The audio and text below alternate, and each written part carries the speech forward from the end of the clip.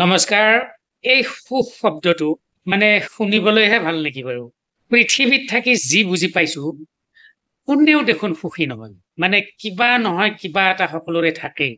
তাৰমানে এই সুখ শব্দটো শুনিবলৈহে ভাল নেকি? আপুনি যদি পৃথিৱীৰ সকলো শ্ৰেণীৰ মানুহৰ যিটো জীৱনশৈলী, কোনে কেনেকৈ জীয়াই থাকে, এই ব্যৱস্থালৈ চাই দেখিব, মানুহৰ মুখত হাঁহি থাকিব। মানুহে আমোদ প্ৰমোদৰ কাৰণে বিভিন্ন ব্যৱস্থা লৈছে। আমোদ প্ৰমোদৰ নামত ইফালে সিফালে ঘূৰি ফুৰিছে। যেতিয়াই যি ইচ্ছা তেনেকৈ এটা জীৱনশৈলী কটাইছে। এইবোৰৰ পৰা আপোনাৰ হয়তো এনেকুৱা এটা ধাৰণা হ'ব যে কিছুমান মানুহ সুখী আছে এই পৃথিৱীত, কিছুমান মানুহ দুখী আছে। কিন্তু যদি প্ৰত্যেক মানুহৰে জীৱনশৈলীৰ অন্যান্য কথা কিছুমান চাই দেখিব, কিবা নহয় কিবা এটা কিন্তু থাকেই। মানে মানুহে সকলো সময়তে এই যে মুখত হাঁহিটো বা আমোদ প্ৰমোদৰ কাৰণে এই যে মনৰ ফূৰ্তি, এইটো কৰিব নোৱাৰে। কিছুদিনৰ কাৰণে হয়তো কিবা এটা লাগি থাকিব, সৌ পাছত দেখিব যে মানুহৰ মুখ ম্লান হৈ পৰে, মলিন হৈ যায়। মানে এই গোটেই কথাটোৰ পৰা আমি এইটোৱে বুজি পাইছো, আচলতে সুখ শব্দটো শুনিবলৈহে ভাল কিজানি উচিত। কাৰণ কোনেও কিন্তু সুখী নহয়। পৃথিৱীখনত বিভিন্ন ক্ষেত্ৰত বিপ্লৱৰ সৃষ্টি কৰা মহামনীষী, বিজ্ঞানী, দাৰ্শনিক যিমানবোৰ মানুহ আছে, যিমানবোৰ মানুহৰ মুখবোৰ দেখিলে হাঁহি মুখে যেন দেখি বহুত ডাঙৰ ডাঙৰ কাম কৰিছে। এই গোটেই মানুহবোৰৰ যদি আপুনি ব্যক্তিগত জীৱন বা তেওঁলোকৰ আত্মজীৱনী চাই দেখিব, কৰবাত হলেও কৰবাত তেওঁলোকে মাৰ খাইছে। মানে চিধাই কথাটো এতিয়া এইটোৱে ক'ব পাৰি যে সুখ বোলা শব্দটো আচলতে শুনিবলৈহে ভাল। এইখন পৃথিৱীত কোনোৱে আচলতে সুখী নহয়। মানে সুখ এটা ধাৰণা, কিবা এটা কাৰণত মানুহে অকমান আনন্দ লভিলেই ভাবে যে এয়া সুখ।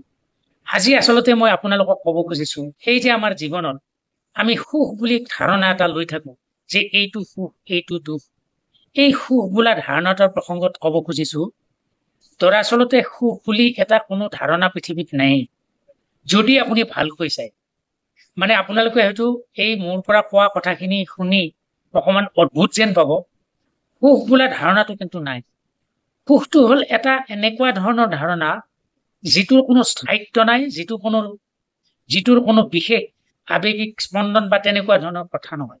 আজি যদি মই মানুহক সুধো যে আপুনি যদি সুখী, তেনেহলে বিশেষভাৱে কিছুমান কথা দেখুৱাই দিয়কচোন যে আপুনি তাৰ কাৰণে সুখী হৈছে, তেতিয়া মানুহজনে সাধাৰণতে কিছুমান বৈষয়িক কথা বা তেনেকুৱা ধৰণৰ কথাবিলাক কয়।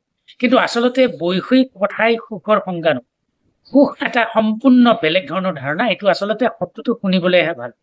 কিন্তু মানুহে জীৱনত কিছুমান পৰিতৃপ্তি পায়, আনন্দ পায়। সেই আনন্দবোৰ ক্ষণিক, আৰু সেই আনন্দবোৰ আচলতে সুখ নহয়। মানে হেপিনেছ বোলা ধাৰণাটো সম্পূৰ্ণ এটা বেলেগ কথা, যিটো আমি সাধাৰণতে এইখন পৃথিৱীত নাপাওঁৱে। আজি মই আপোনালোকক দহৰাই দহৰাই কৈছো যে পৃথিৱীত কোনো মানুহেই সুখী নহয়। কিবা যদি এটা পাইছে, সেই পোৱাটো আনন্দ বুলি ভাবি সেইটো সুখ বুলি ভাবিছে, কিন্তু তাৰ বিৰুদ্ধে আকৌ এটা কিবা পোৱা নাই, সেইটো দুখ। আৰু মানুহৰ স্বভাৱে এইটো যে যিটো দুখ বুলি কয় সেইটোকহে মানুহে বেছি গুৰুত্ব দি গোটেই জীৱনটো এই যে আনন্দৰ নিচিনা কিবা এটা আছে এইটো জাপ দি থয়। গতিকে আপুনি সুখ বোলা শব্দটো কেৱল শুনিবলৈ ভাল বুলি নকয়, কি কব, মই অকমান অদ্ভুত ধৰণৰ কথা এটা আপোনালোকক কলো, বিবেচনা কৰি চাবচোন বা ভাবি চাব। মই কিন্তু আকৌ কৈছো, সুখ বোলা শব্দটো আচলতে শুনিবলৈহে ভাল। কিন্তু সুখ কোনখিনি আমাৰ মানুহে কেতিয়াও তাক চিনাক্ত কৰিব নাজানে, উপলব্ধি কৰিবও নাজানে। যদি কিবা এটা কথা উপলব্ধি কৰিবও নাজানে, চিনাক্ত কৰিবও নাজানে, কেৱল বৈষয়িক কথাৰ মাজতে সুখৰ সংজ্ঞাটো সোমোৱাই ৰাখে, তেনেহলে তেওঁ সুখ বুলি একো বুজিয়ে পোৱা নাই। গতিকে পৃথিৱীত সুখ বোলা কথাটো শুনিবলৈহে ভাল। আমি তাক উপলব্ধি কৰিবলৈ ভাল নহয়, আমি বুজিয়ে পোৱা নাই এই পৃথিৱীত।